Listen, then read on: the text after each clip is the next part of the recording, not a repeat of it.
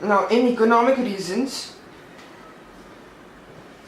the one of the reasons that it causes a depreciation is that the business may feel that the non-current asset have become inadequate, as it can no longer meet the needs of the business. Or so the economic reason is that it can no longer meet business needs.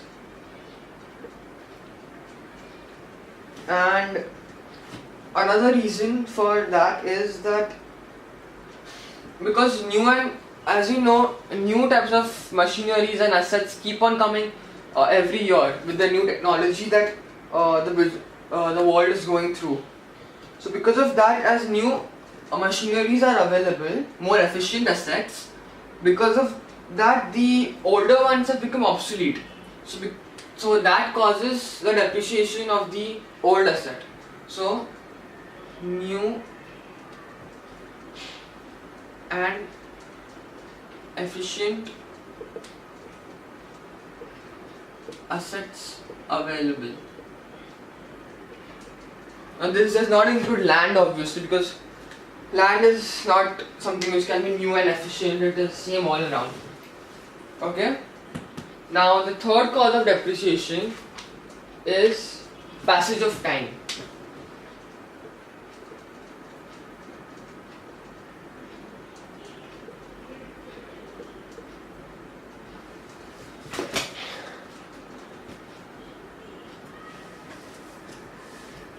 Now this passage of time cause of depreciation includes, it arises when a non-current asset has a fixed life of a set number of years. Okay. So it has a fixed life. The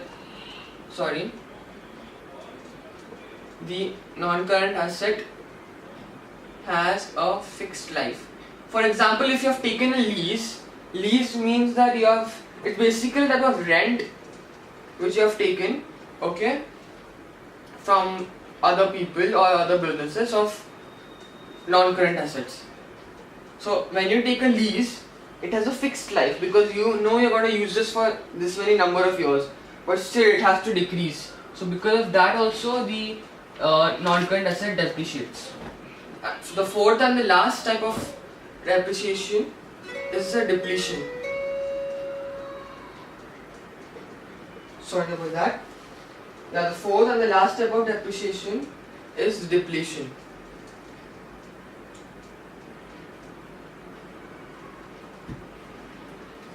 Okay. Now in depletion, the depletion arises because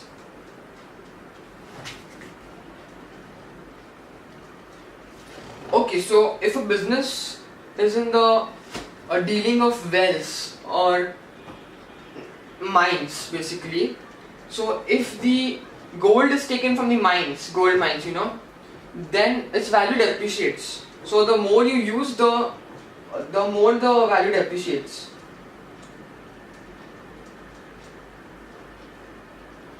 So that's depletion. So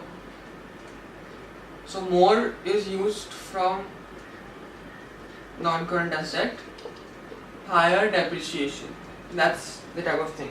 An example is wells and mines. So these are the causes of depreciation, and now I'm going to tell you about the methods of calculating depreciation. Now this is very important after this, because based on this you'll be answering many questions in your papers. Okay? I hope you copied that. You can pause the video anytime again.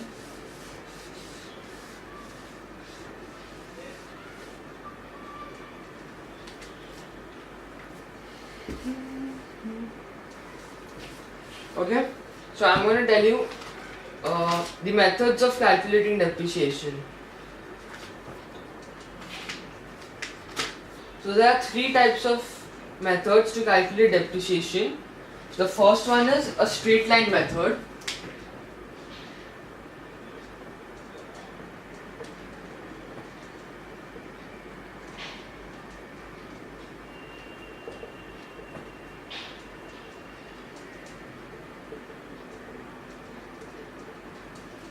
Okay. Now this straight line method is the first one. I'll just tell you the list of the methods first. So in the straight line method also there are two types of formulas to calculate the depreciation.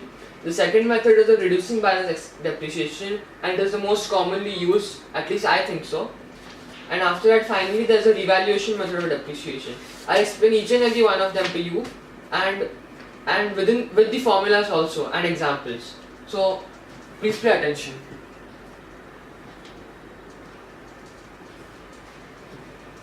So as I said, the first one is the straight line method of depreciation.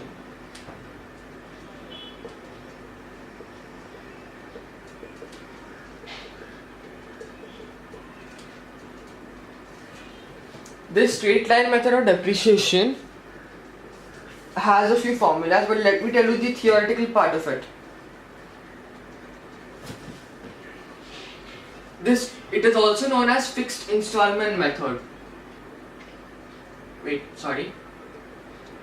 Also known as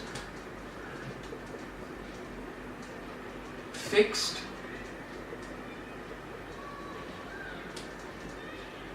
installment method. Okay. And now first of all I'm going to show you the formula to calculate straight line method of depreciation. Straight line method of depreciation is basically when the same amount of depreciation or the same percentage rate each year is applied to the non-current asset. So same amount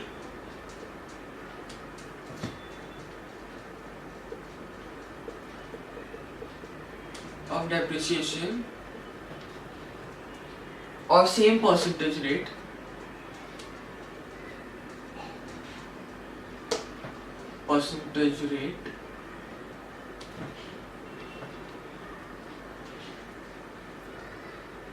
is applied each year. Okay, so this was the definition of the straight line method of depreciation. Yeah, now for the formula. Now this formula, there are actually two formulas for this, but there are multiple formulas. I'll teach you each one. The first and the most basic formula for this is cost of asset. Sorry, I think you need more space to understand.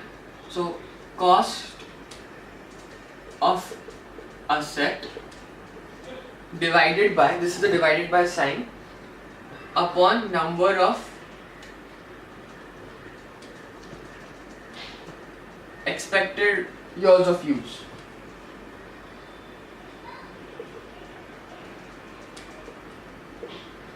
I'll show you an example of this right now.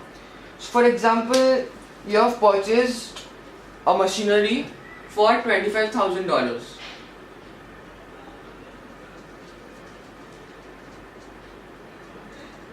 Okay, and you want to calculate the depreciation of the machinery per year, and like I've estimated it will run for at least 5 years. Okay, so you're going to divide it by 5 to calculate its depreciation, and after you divided this, just give me a minute.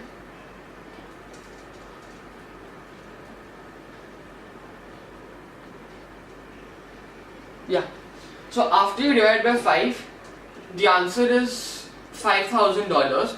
So this $5,000 is the depreciation amount applied to the asset each year. So for each year you're going to depreciate the asset by $5,000. Now this was the formula to calculate as an amount of money. So this formula is known for as an amount of money, the dollar symbol. Now what would happen, now you may have heard that people usually calculate depreciation in terms of percentage. Now if you want to calculate it in terms of percentage, I'll show you that too. Okay, so first of all, you're going to have to take this same depreciation cost, okay? So depreciation cost divided by the original cost, which is 25,000. 25, 1, 2, 3. So I'll just say cost of asset and then multiplied by 100. Okay, that will be as percentage.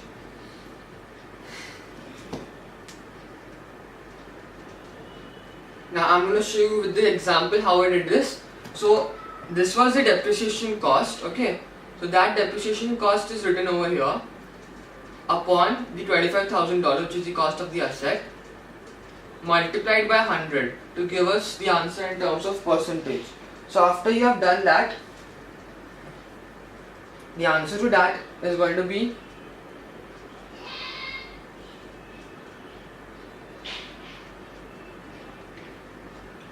$20. So 20% is the depreciation percentage for the year, and this is how you calculate the straight line method of depreciation. But it's not yet over. There's still one more thing left.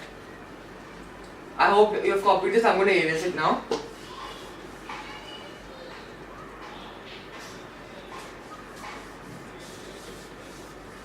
Okay, so this was the depreciation as an amount and depreciation as a percentage.